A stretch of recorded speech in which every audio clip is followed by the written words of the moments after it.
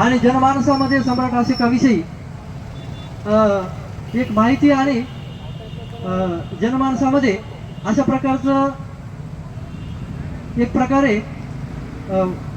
वातावरण निर्माण व्हावं म्हणून आपण या ठिकाणी जयंती साजरी करत असतो.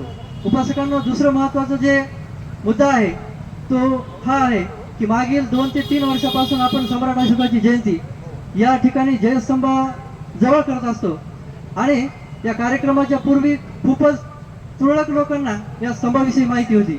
परंतु जसंच आपण कार्यक्रमाला सुरुवात केली तिथपासून बऱ्याच लोकांना इथं कळालं की इथं देखील स्तंभ आहे आणि या स्तंभाच्या माध्यमातून सिंधू शहरामध्ये सर्वांना ही माहिती झाली उपासकांना.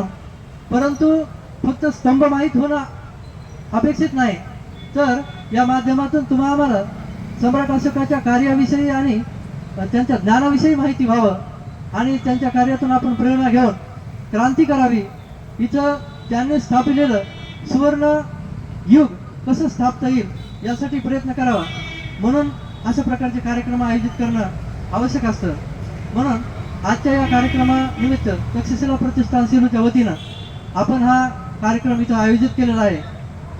मी श्रोता वर्गांकडून अशी अपेक्षा व्यक्त करतो की आजच्या या कार्यक्रमाच्या निमित्तानं ते सम्राट अशोकाविषयी संपूर्ण इतिहास जाणून घेतील आणि एक प्रकारे आपल्यामध्ये प्रेरणा आणि चेतना निर्माण करून घेतील.